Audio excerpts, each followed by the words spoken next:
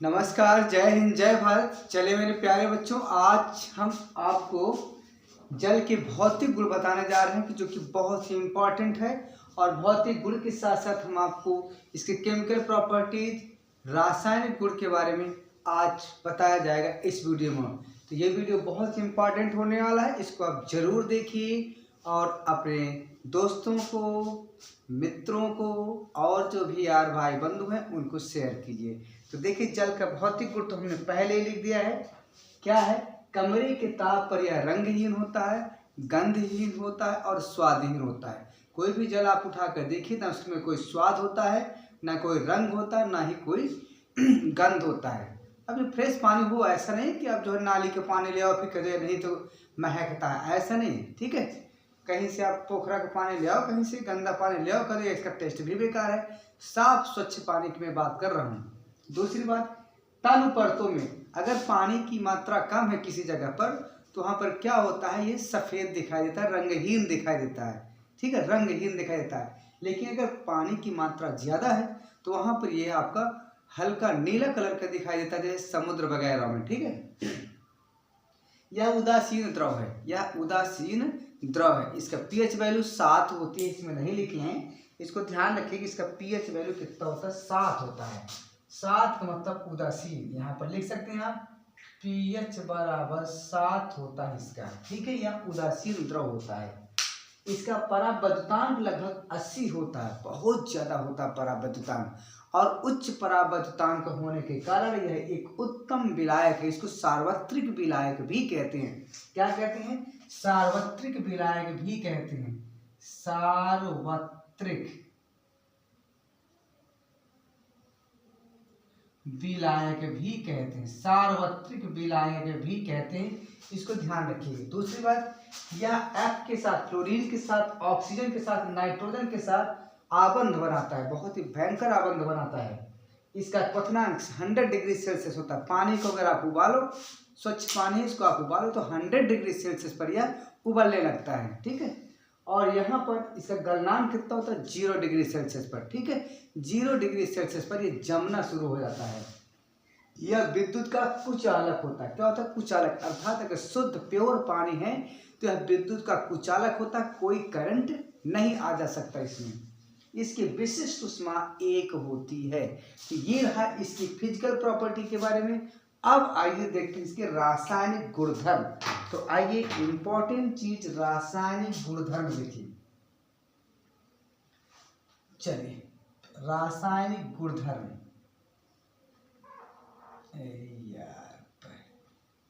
रासायनिक गुणधर्म। चलिए, तो रासायनिक गुणधर्म में क्या करेंगे भाई? पहला है उच्च ताप और तंग अम्ल की उपस्थिति में यदि टेम्परेचर उच्च कर दिया जाए, हाई, और थोड़ा सा उसमें अम्ल डाल दिया जाए और थोड़ा सा उसमें अम्ल डाल दिया जाए और फिर विद्युत प्रवाहित कर दिया जाए, तो जो H2O है ना, ये अपने अवयवी तत्वों में टूट जाता है। बात समझ में? चलिए आइए देखते हैं पहला क्या है। जैसे यहाँ पर आपका क्या है, H2O है पहला, इसी को कहते हैं अपघटन। पहला है अपघटन प्रोसेस,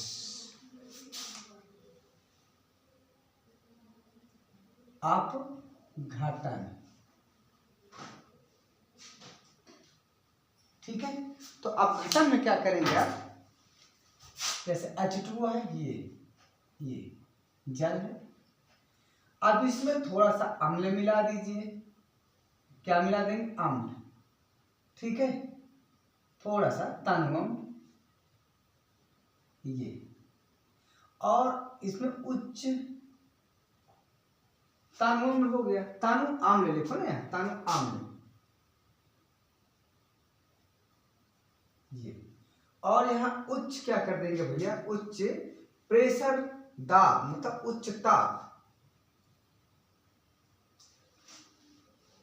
जब इसमें विद्युत प्रवाहित करेंगे आप, क्या करेंगे? विद्युत। ये 3 चीज आप ध्यान रखिएगा, तनु अम्ल होना चाहिए, उच्च ताप होना चाहिए, और जब विद्युत प्रवाहित कर देंगे तो ये आपको जो H2O है अपने अवयवी तत्वों में टूट जाएगा, अर्थात ये हाइड्रोजन और ये आपको ऑक्सीजन में कन्वर्ट हो जाएगा। बैलेंस बराबर कर ले, यहाँ 2 कर दो, यहाँ भी आप 2 कर दीजिए, ये ठीक है। अब ऑक्सीजन तो आपका किस में जाएगा, कैथोड पर जाएगा। ऑक्सीजन आपका कैथोड पर जाएगा, ये कैथोड पर जाएगा, कहाँ जाएगा, कैथोड पर, CaTHOD, ठीक है। और ये एनोड पर जाएगा, ANODE, ये ठीक है। चलिए, तो ये हो गया आपका अपघटन, यानी पानी का अपघटन भी होता है अगर तनु अम्ल और उच्च ताप की परिस्थिति उत्पन्न करते हुए अगर इसमें जल में विद्युत धारा प्रवाहित करेंगे तो अपने अवयवी तत्वों, मतलब जो इसमें तत्व है, हाइड्रोजन और ऑक्सीजन, तो हाइड्रोजन गैस और ऑक्सीजन गैस में कन्वर्ट हो जाएगी, टूट जाती है। अब कैथोड कहाँ जाएगा, कैथोड पर जाएगा। हाइड्रोजन कहाँ जाएगा, एनोड पर जाएगा। एनोड का मतलब होता है धन ध्रुव, एनोड का मतलब होता है धन ध्रुव, और ये कैथोड का मतलब माइनस। सॉरी यहां तो हम गलत कहेंगे भैया, ऑक्सीजन जाएगा भैया कहाँ, देखिए यहाँ कितना भारी गलती हो रही, ठीक है। कहाँ, ऑक्सीजन जो है एनोड पर जाएगा, ये जाएगा NODE प्लस पर, और ये जाएगा कैथोड पर, ये माइनस पर। क्यों माइनस पर हाइड्रोजन जाएगा, क्योंकि हाइड्रोजन पर धन आवेश होता है और ऑक्सीजन पर क्या होता है, ऋण आवेश होता है, इसलिए यह किस में जाएगा, एनोड पर जाएगी, ठीक है। तो ये हो गया इसकी अपघटन के बाद। चलिए दूसरा प्रोसेस क्या करेंगे, ऑक्सीकरण अभिक्रियाएं। ऑक्सीकरण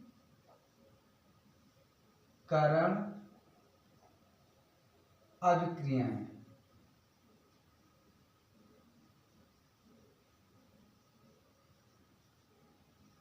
जी ऑक्सीकरण अभिक्रिया क्या होती है, सक्रिय धातुओं को ऑक्सीकृत करता है।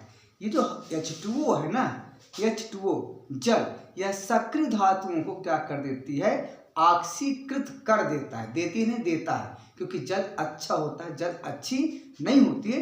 तो जो आपका सक्रिय धातु क्या क्या होता है, सोडियम हो गया, पोटेशियम हो गया, कैल्शियम हो गया, प्रथम वर्ग की, यस ब्लॉक का जो प्रथम वर्ग है ना, उसमें के सभी धातुएं सक्रिय होती हैं, जिनको हम क्षारीय धातु कहते हैं। और जो एस ब्लॉक का सेकंड वाला वर्ग होता है, सेकंड कॉलम होता है, उसमें क्या होता है, बेरिलियम हो गया, मैग्नीशियम हो गया ना, ये सब कैल्शियम वगैरह, ये क्या होता है, क्षारीय मृदा धातु होती है।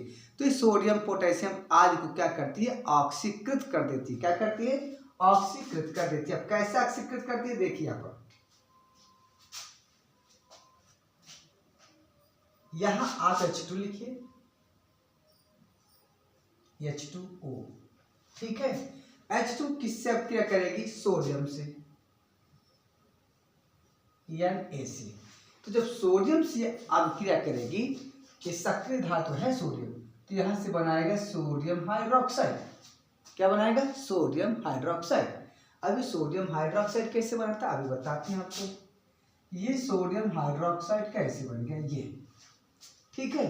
तो अब ये सोडियम में ऑक्सीजन जोड़ दिया तो ऑक्सीकरण हो गया, ठीक है। अब कैसे करें, देखिए यहां से अगर आप देख रहे हैं H2O, तो जब H2O टूटता है किसमें, ऐसे टूटेगा, देखिए ध्यान रखिएगा, H प्लस में टूटेगा और OH माइनस में टूटता है।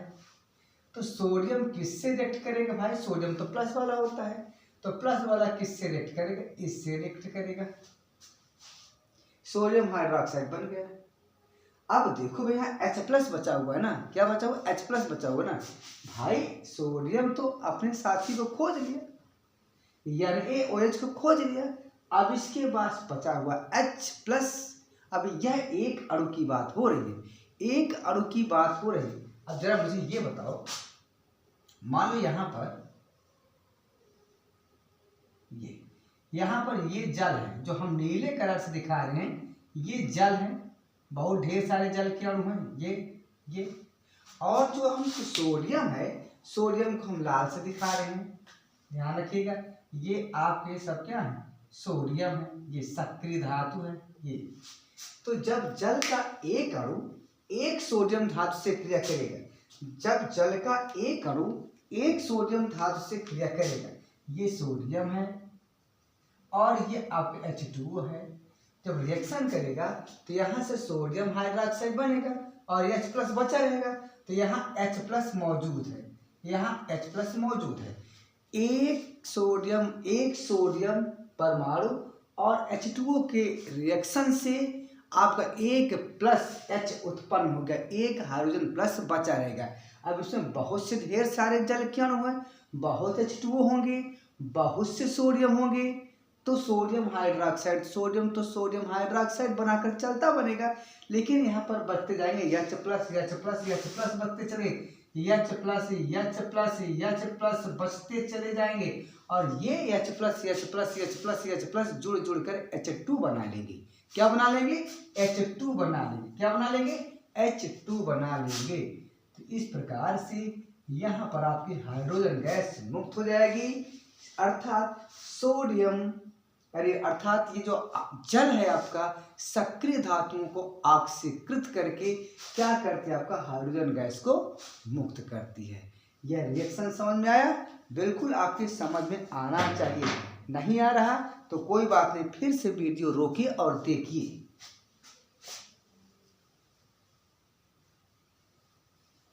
चलिए, ये हो गया, ठीक है। चलिए अगला देखिए, अगली और एक रिएक्शन लिखना हो तो लिख लीजिए। मैग्नीशियम के साथ देखिए, यहाँ H2 है आपका, ये यहाँ पर आप मैग्नीशियम लिख लीजिए, ये ठीक है। अब मैग्नीशियम भी इससे रिएक्ट करेगा, तो मैग्नीशियम क्या करेगा? मैग्नीशियम हाइड्रोक्साइड बनेगा, मैग्नीशियम और यहाँ OH करके 2 लगा देंगे। अब ये भैया क्या हुआ? यहाँ तो OH में कुछ नहीं लगा, यहाँ पर OH में 2 क्यों लग गया? अरे सुनो भाई, जो आपका Mg होता ना, Mg होता है, इसमें प्लस प्लस ऑक्सीकरण अवस्थाएं होती है और OH में क्या होता है? माइनस होता है। तो इसकी ऑक्सीकरण को यहाँ लिखेंगे और इसकी ऑक्सीकरण को यहाँ लिखेंगे, तो यहाँ बन जाएगा मैग्नीशियम हाइड्रोक्साइड बन जाएगा। क्लियर? चलिए, अब इतना क्लियर हो गया तो बैलेंस जरा चेक करो भाई। बैलेंस अगर आप चेक करेंगे तो क्या करेंगे? यहाँ 2 हाइड्रोजन है, यहाँ 2 हाइड्रोजन है, यहाँ 2 ऑक्सीजन है, यहाँ पर एक ही ऑक्सीजन है। तो क्या करेंगे? क्या कर सकते हैं? यहाँ पर ऑक्सीजन को बराबर करना है तो यहाँ 2 कर दीजिए, ठीक ठाक है। मैग्नीशियम 1, ऑक्सीजन 2, हाइड्रोजन 4, हाइड्रोजन 2 कमी है ना हाइड्रोजन, तो यहाँ जोड़ दो, ये H2 बन जाएगा। तो इस प्रकार से जो जल है वो सक्रिय धातुओं के साथ अभिक्रिया करके हाइड्रोक्साइड बनाती है और ऑक्सीकरण अभिक्रिया को दर्शाती है तथा हाइड्रोजन गैस को मुक्त करती है। वीडियो अगर अच्छा लगे तो लाइक जरूर करते जाएगा। ये RC सिंह का चैनल है। आप परेशान हो तो आपको सुबह अभी मैं ये 12 बज रहे हैं, 12 बजे तक वीडियो बनाने के पश्चात हम आपको अपलोड कर देंगे, 4 बजे आपको मिल जाएगा। हमारे यहाँ नेट कम काम करता है, इसलिए अपलोड होने में टाइम लगता है। चलिए, ये तो हो गया आपका ऑक्सीकरण की अवस्थाएं। अब देखिए इसके बाद अपचयन अभिक्रिया देखिए, बहुत ही इंपॉर्टेंट रिएक्शन है। तीसरा देखिए अपचयन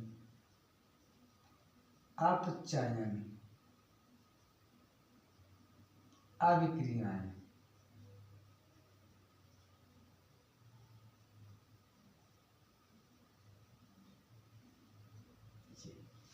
अब अपचयन अभिक्रिया क्या है भैया? अपचयन अभिक्रिया में क्या होता है भैया कि अधिक सक्रिय धातुओं को अपचयित कर देती है, अर्थात अधिक जो सक्रिय धातुएं हैं उनको अपचयित कर देती है।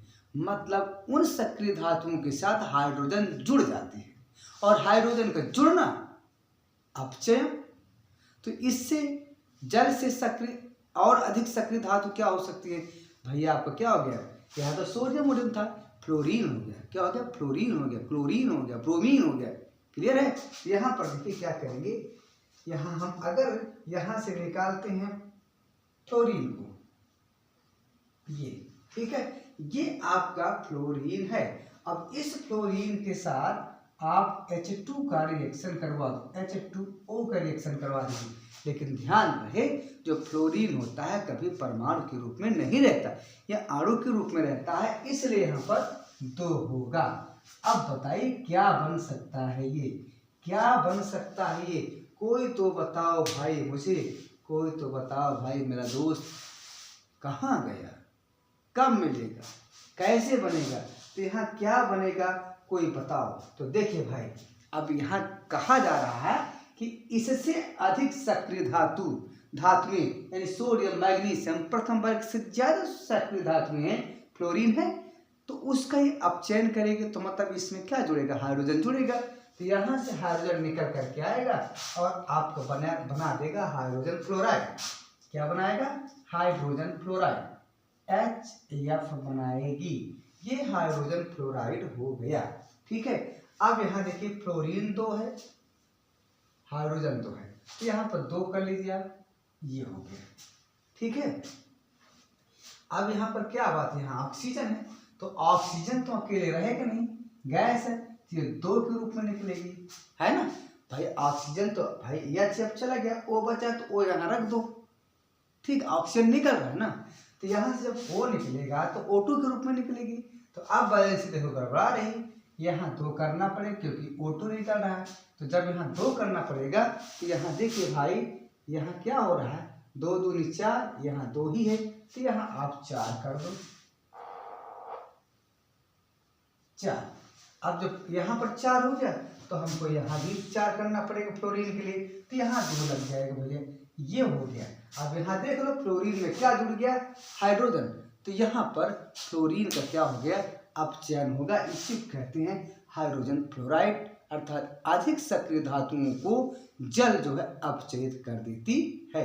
नोट डाउन कीजिए फटाफट। इसके बाद देखिए अपघटन अभिक्रियाएं, क्या, जल अपघटन अभिक्रियाएं।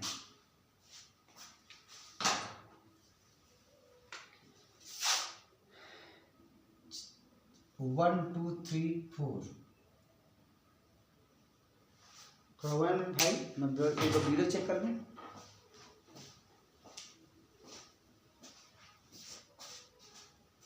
यस दिखाई दे रहा है, कोई दिक्कत नहीं, चलिए ठीक है, तो पानी प्यास लगी थी।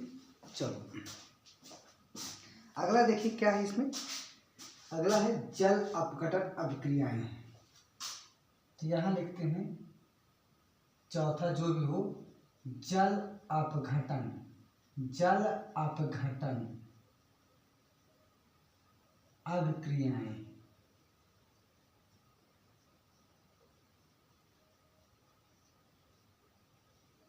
तो जल अपघटन अभिक्रियाएं हैं, असल में पता है क्या होता है, जो जल है ना इसका उच्च परावैद्युतांक होता है, क्या होता है, बहुत ज्यादा, 80 भी आपको बताया था ना यहाँ पर कहीं, ये लिखा हो 80 क्या होता है, 80 होता है। अब उच्च परावैद्युतांक होने के कारण यह कई आयनिक यौगिकों को घोलने में सक्षम होता है, इसीलिए कुछ आयनिक यौगिक, कुछ कार्बाइड यौगिक, तमाम प्रकार के सहसंयोजक यौगिकों को क्या करता है, ये घोल देता है, अर्थात जल अपघटित कर देता है। ठीक है, तो इसकी जल अपघटन की अभिक्रियाओं को देखिए कैसे होता है इसकी। देखिए मान लो आपके पास एक है आपके पास क्लोराइड का यौगिक सिलिकॉन, यानी यहाँ देखिए SiCl4, ये है सिलिकॉन टेट्राक्लोराइड। क्या नाम है इसका, सिलिकॉन टेट्राक्लोराइड, मैं लिखे दे रहा हूं सिलिकॉन टेट्राक्लोराइड।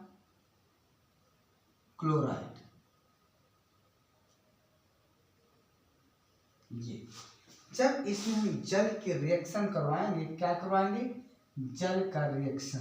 ठीक है, जब जल का रिएक्शन हम करवाएंगे तो क्या होगा, यहां से भैया आपका क्लोरीन और H, देखो हाइड्रोजन क्या करता है, Cl के साथ अच्छे से संबंध बना लेता है। ठीक है, और क्या बनाएगा, यह Cl बनाएगा, जाहिर सी बात है। तो जब यहाँ से HCl ये बना रहा है तो बचेगा क्या भाई, यहाँ देखिए, अब यहाँ से मैं रिएक्शन समझा रहा हूँ आपको, अच्छे थोड़ा देखिएगा।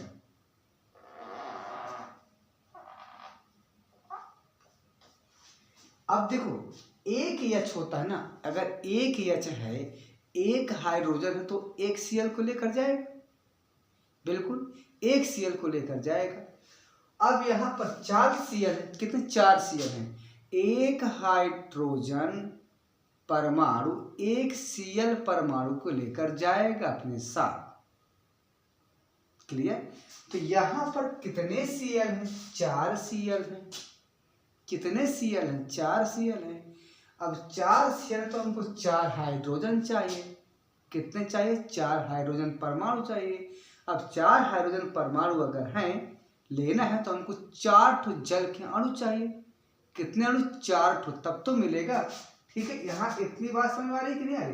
तो 4 जब हम लेंगे तो 4 कैसे होगा, यहाँ एक में थोड़ा सा प्लस को और इधर में लगा देता हूँ ये, तो यहाँ 4 हाइड्रोजन करने के लिए हम यहाँ पर 2 करेंगे, ये हो गया। क्लियर? अब यहाँ से 4 हाइड्रोजन और 4 Cl ये मिलकर बना लेंगे, क्या बना लेंगे, 4HCl, हाइड्रोजन क्लोराइड के 4 अणु। अब बचा क्या भैया, यहाँ SI बचा, क्या बचा, SI बचा, सिलिकॉन बचा, और क्या बचा, क्लोरीन तो चला गया, यहाँ से क्या बचा, हाइड्रोजन चला गया, क्या बचा, यहाँ से हाइड्रोजन चला गया। अब 2 आपके पास ऑक्सीजन बाकी है। कितने ऑक्सीजन बाकी है, 2 ऑक्सीजन यहाँ बाकी है, तो यहाँ O2 कर दो, ये हो गया सिलिकॉन डाइऑक्साइड या सिलिकॉन ऑक्साइड भी कह सकते हैं। इसको ध्यान रखिएगा, इसका नाम है सिलिका भी कहते हैं, इसको क्या कहते हैं, सिलिका, सिलिका। और यहाँ पर क्या है, सिलिकॉन टेट्राक्लोराइड, सिलिकॉन टेट्राक्लोराइड।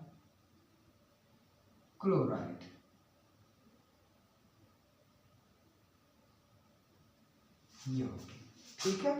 चलिए, और अगर आप देखना चाहते तो और देख लीजिए, एक रिएक्शन और देख लीजिए। मैं करवा रहा हूं आपको कैल्शियम कार्बाइड का रिएक्शन,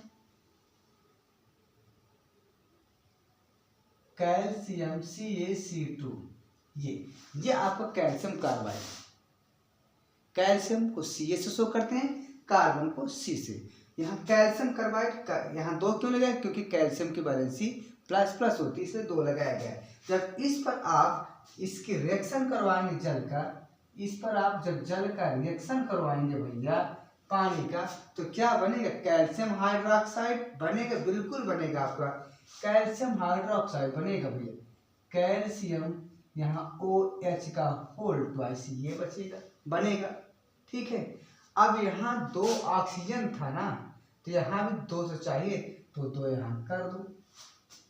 अब देखिए यहाँ से कैल्शियम 1 कैल्शियम 1, यहाँ से 2 ऑक्सीजन चला आया, 2 हाइड्रोजन चला आया, तो 2 हाइड्रोजन यहाँ पर बचा हुआ है।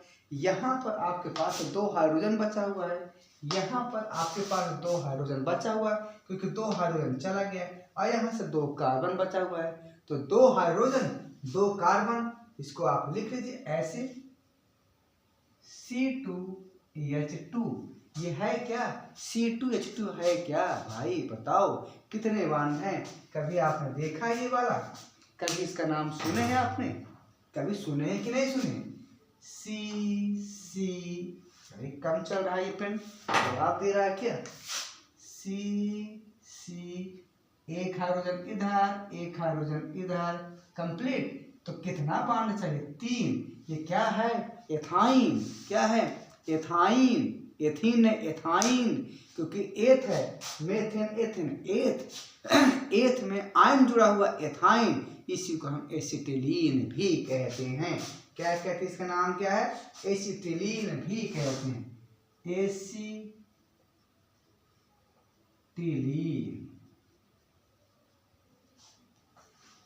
स्क्रीनशॉट लीजिए क्योंकि मिटाना पड़ेगा फटाफट। देखिए नीचे थोड़ा सा डिस्टरबेंस, चलिए देखिए थोड़ा सा ये रिएक्शन नीचे बच्चों को समझ में आया होगा, क्योंकि मिस हो गया, हम इसको पुनः बता दे रहे हैं। 1 मिनट के लिए बस टाइम लगेगा थोड़ा सा, मेरा पेन कहाँ चला गया, 1 मिनट सॉरी सॉरी सॉरी, कहाँ चला गया?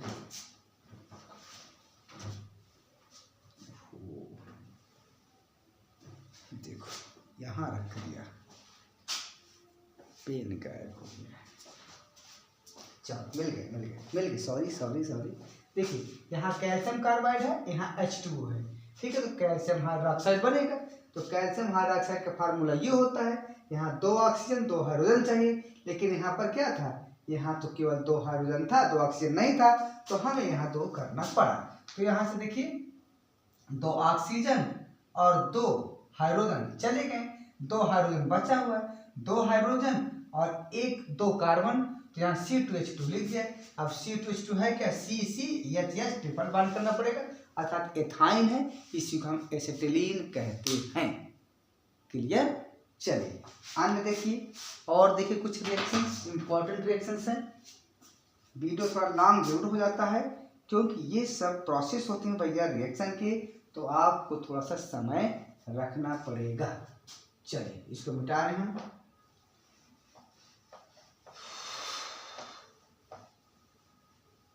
स्क्रीनशॉट आप लोग ले लीजिएगा, क्योंकि अभी और रिएक्शन दिखाने हैं।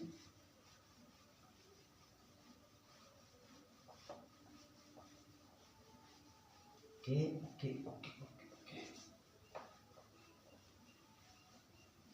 चल हो गया। आइए फिर से अब अगला देखिए क्या है भैया, अगर आप रिएक्शन करवा देते हैं, एक और इसी के ले लीजिए, किसका, फास्फोरस वाला है, ले लेंगे क्या, फास्फोरस पेंटाऑक्साइड का रिएक्शन करवाते हैं, ठीक है। P4, अरे यार थोड़ी और 1 मिनट, P4 और साथ में आप लिख देंगे O10, इसको कहते हैं फास्फोरस पेंटाऑक्साइड। क्या कहते हैं, फास्फोरस पेंटा, P4O10, P2O5 फास्फोरस पेंटाऑक्साइड या P4O10 फास्फोरस पेंटाऑक्साइड। इसके साथ जब रिएक्शन करवाएंगे आप जल का, H2O का जब आप रिएक्शन करवाएंगे तो होगा क्या भैया, यहाँ पर एक अम्ल बनेगा H3PO4, क्या बनता है, H3PO4, जिसको कहते हैं हम आर्थोफास्फोरिक अम्ल। क्या कहेंगे, आर्थोफास्फोरिक अम्ल, आर्थोफास्फोरिक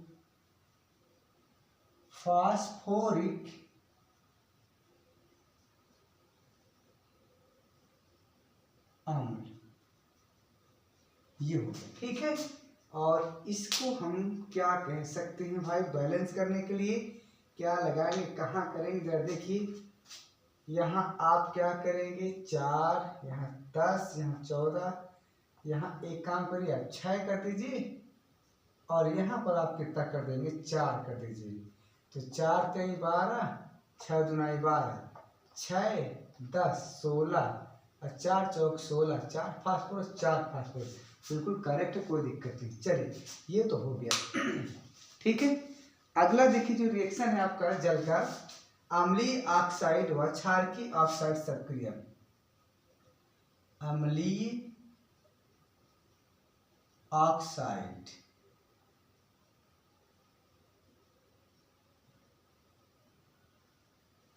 व क्षारीय ऑक्साइड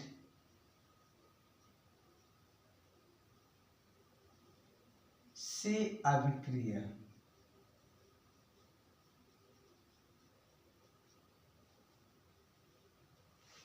ये सारे जो रिएक्शन है भैया ना, इसको याद करते चले जाइए, क्योंकि यही रिएक्शन अगर आपने नहीं अच्छे से याद किया, नहीं समझा ना, तो फिर आगे पहाड़ बन जाते हैं। इसको ध्यान रखिएगा, बहुत इंपॉर्टेंट चीज़ें होती हैं। चलिए अम्लीय ऑक्साइड, क्या अम्लीय ऑक्साइड का नाम बता सकते हैं, अरे भाई सल्फर ट्राइऑक्साइड, और किसकी बात कर रहे हैं, सल्फर ट्राइऑक्साइड क्या है, अम्लीय ऑक्साइड है, ऑक्साइड तो है। यहाँ देखिए SO3, ये सल्फर ट्राइऑक्साइड क्या होता है, ऑक्साइड होता है, लेकिन इसकी प्रकृति क्या होता है, अम्लीय होता है। जब अगर आप जल से क्रिया करवाएंगे तो क्या बनेगा, देखिए H2O, कितना सिंपल है यार, अरे H2SO4 कर दो, बस हो गया, H2SO4 हो गया। अम्लीय ऑक्साइड है तो अम्ल बनाएगा, और क्या बनाएगा, ठीक है। चलिए दूसरा और आप लिख लीजिए, एक और कर सकते हैं आप, nitrogen pentoxide N2O5, nitrogen pentoxide. तो नाइट्रोजन पेंटाऑक्साइड, इसमें जल मिला दो आप, क्या बनेगा? तो आप बनाएंगे, आप यहाँ पर देखिए क्या कर सकते हैं, H है, N है, O है, HNO नाइट्रिकम, HNO3, HNO3, ये आपका नाइट्रिक अम्ल बन गया। यहाँ 2 हाइड्रोजन है, यहाँ पर 2 कर लीजिए, 2 हाइड्रोजन हो गया, 2 नाइट्रोजन हो गया, ऑक्सीजन 5 1 6, 2 3 6। तो अगर अम्लीय ऑक्साइड हैं तो जल उनसे अभिक्रिया करके अम्ल बनाएगा, लेकिन क्षारकीय ऑक्साइड है और क्षारकीय ऑक्साइड है, अगर जल उससे क्रिया करेगा तो क्या बनेगा? क्षार बनाएगा। सिंपल सी बात है। अरे भाई अम्लीय है तो अम्लीय ऑक्साइड, अम्लीय ऑक्साइड है तो अम्ल बनाएगा, क्षारकीय ऑक्साइड तो क्षार बनाएगा, सिंपल सी बात है। चलिए दूसरा देखिए, क्षारकीय ऑक्साइड में क्या कर सकते हैं आप भैया? सोडियम ऑक्साइड, सोडियम का ऑक्साइड क्षारकीय प्रकृति का होता है। तो यहाँ लिखिए Na2O सोडियम ऑक्साइड है, यहाँ पर आप H2O मिला दो। सोडियम ऑक्साइड में क्या करेंगे? हम H2O मिला दो तो क्या बनेगा? NaOHOOH, यहाँ से बनेगा सोडियम हाइड्रोक्साइड, NaOH, यहाँ सोडियम 2 है तो कर लो, 2 ऑक्सीजन हो गया, 2 हाइड्रोजन हो गया, सोडियम हाइड्रोक्साइड हो गया। कितनी सिंपल सी चीजें हैं। तो यहाँ ध्यान रखिएगा, ये आपका अम्लीय है, ये दोनों अम्लीय ऑक्साइड हैं और ये क्षारकीय ऑक्साइड है। एक ऑक्साइड और ऐड करना हो कर लो भैया, किससे करो? कैल्शियम ऑक्साइड, ये है कैल्शियम ऑक्साइड, ठीक है। कैल्शियम ऑक्साइड में ये नहीं होगा, क्योंकि कैल्शियम की भी वैलेंसी 2 होती है और ऑक्सीजन की भी वैलेंसी 2 होती है। कैल्शियम का प्लस प्लस होती है और ऑक्सीजन की माइनस माइनस होती है। तो यहाँ दोनों का सूत्र जो आपको बने कैल्शियम ऑक्साइड का CaO है। अब इसके साथ जब आपका जल रिएक्शन करेगा, इसके साथ क्या बनेगा भाई जरा देखिए, कैल्शियम तो है ठीक ठाक है और साथ में एक 2 OH है, 2 O है और 2 H है, तो ये बन जाएगा कैल्शियम, यहाँ O यहाँ H, क्या है 2 तो कैल्शियम हाइड्रोक्साइड हो गया। तो ये दोनों क्या है? आपके क्षार हैं। क्या दोनों? क्षार हैं। ये आपके बेस है दोनों, ये और ये आपके क्या है? बेस, क्षार। और ये दोनों क्या है? आपके एसिड यानी अम्ल हैं। इसका नाम सल्फ्यूरिकम, इसका नाम नाइट्रिकम, इसका नाम सोडियम हाइड्रोक्साइड, इसका नाम कैल्शियम हाइड्रोक्साइड। ओके, चलिए नोट करो डाउन इसको, फटाफट नोट करिए भाई, कितना टाइम हो रहा है यार, 32 मिनट का वीडियो हो चुका, अब तक खत्म नहीं हो रहा है। क्या करें, नाम के यार थ्योरी पढ़ा रहे ना तो डिटेल में पढ़ाना पड़ेगा, कोई शॉर्ट वीडियो थोड़ो है। अगर आपको नहीं पढ़ना तो जा सकते, छोड़ सकते वीडियो, कोई दिक्कत नहीं, ठीक है। RC सिंह चैनल आपको भले थोड़ा टाइम लगा रहा है लेकिन बहुत ही अच्छा समझाएंगे। अगर आपको अच्छा लगे, थोड़ा सा भी अच्छा लगे, कुछ भी अच्छा लगे तो ज़रूर आप लोग शेयर करिए भाई, क्योंकि आप ही लोगों के सहारे हम लोग चल रहे हैं। चलिए अब देखते हैं और क्या हो सकता है। अब देखिए इतना होने के बाद एक चीज़ और जानिए, ये उभयधर्मी प्रकृति का होता है। लास्ट है भैया बस, उभयधर्मी प्रकृति क्या होती है इसकी, ये भी देखिए, उभयधर्मी प्रकृति। उभयधर्मी प्रकृति क्या होता है भैया? यह अम्ल व क्षार दोनों प्रकार से कार्य करता है। यह अम्ल की तरह भी कार्य करता और क्षार की भी तरह कार्य करता है। तो यहाँ लिख सकते हैं आप लोग, चलो लिख लो थोड़ा सा। यह अम्ल व क्षार दोनों प्रकार से, यह अम्ल व क्षार, भाई जो दोनों प्रकार के व्यवहार करेगा वो क्या करेगा भाई? जो दोनों प्रकार का व्यवहार करेगा उसको उभयधर्मी कहते हैं। तो यह अम्ल व क्षार दोनों प्रकार से, क्षार दोनों प्रकार से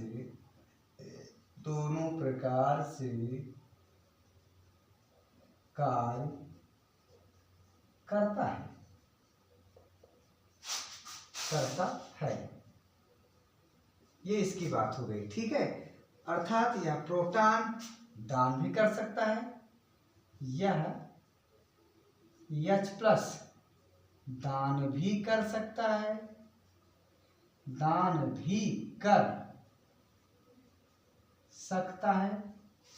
क्या कर सकता है? दान कर सकता है वह ग्रहण भी कर सकता है। क्या कर सकता है? ग्रहण भी कर सकता है।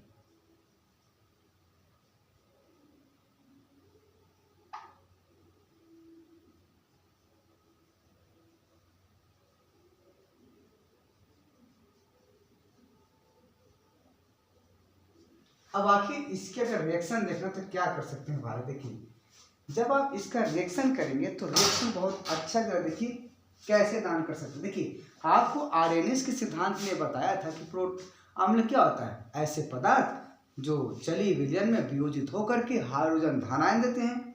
जो हाइड्रोजन धनायन देते हैं वो क्या है? अम्ल होते हैं। हाइड्रोजन धनायन के अलावा कोई अन्य धनायन नहीं देते हैं तो क्या होते हैं? अम्ल होते हैं। क्षार की परिभाषा क्या दिया था? जो हाइड्रोक्साइल आयन उत्पन्न करे, OH ऋण आयन उत्पन्न करे, इसके अलावा अन्य कोई ऋण आयन उत्पन्न नहीं कर सकता है, तो क्षार होता है। तो जरा यहाँ पे देखिए, यहाँ HCl है, मान लो HCl, ये आपका हाइड्रोक्लोरिक अम्ल है। इससे जब रिएक्शन करेगा H2O, जब H2O इससे रिएक्शन करेगा तो होगा का, यहाँ से H2O क्या करेगा? यहाँ देखिए, यहाँ से क्या होगा कि H+ मुक्त होगा और Cl- मुक्त होगा। ठीक है, तो ये H+ को ये आपका ग्रहण कर लेगा। तो जब ये ग्रहण कर लेगा तो ये बन जाएगा हाइड्रोनियम आयन H3O+, ये हाइड्रोनियम आयन बन गया, अर्थात ये प्रोटॉन को ग्रहण कर लिया। अब यहाँ क्या बचेगा? Cl- बचा, Cl- बचा। ठीक है, अगर दूसरी बात देखिए और क्या है, ये H2O अगर अमोनिया से रिएक्शन करेगा, किससे करेगा? और अमोनिया से, तो यहाँ H2O कर दो, यहाँ आप अमोनिया कर दो, NH3 यहाँ पर सिंगल इलेक्ट्रॉन युग्म है। ठीक है, तो जब ये अमोनिया से रिएक्शन करेगा तो अब ये क्या करेगा? H2O तो अभी यहाँ लिया था, कैच किया था, H2O भी क्या किया था? प्रोटॉन को ग्रहण किया था ना, ये प्रोटॉन को ग्रहण किया था। लेकिन यहाँ पर क्या कह रहा है? ये प्रोटॉन को ही दे देता है। किसको? NH3 को दे देगा। तो जब NH3 को दे देगा तो यहाँ बनेगा NH4 और यहाँ प्लस लग जाएगा। क्लियर? और साथ में आपको यहाँ से चला गया तो OH- बचा, अर्थात OH मुक्त कर दिया। तो इस प्रकार से जब OH मुक्त कर दिया, हाइड्रोक्सिल ऋण आयन मुक्त कर दिया, तो क्षार की तरह व्यवहार होते हैं। ठीक है, यहाँ पर आपको हाइड्रोजन जो जल है वो आपका प्रोटॉन ग्रहण किया, यहाँ जो जल है वो प्रोटॉन को मुक्त किया। तो इस प्रकार से जो जल है ये दोनों प्रकार के गुणों को दर्शाता है, इसलिए यह उभयधर्मी प्रकृति का है। तो ये रहा आज आपका वीडियो, जल के भौतिक गुण और जल के रासायनिक गुण, इम्पॉर्टेंट रासायनिक गुण थे जो हमने बताया। अब इसके बाद कल का अन्य वीडियो चलेगा हाइड्रोजन से संबंधित, हाइड्रोजन के यौगिक। तब तक के लिए सभी लोगों को शुभ रात्रि, नमस्कार। लेकिन इसके पहले RC सिंह चैनल को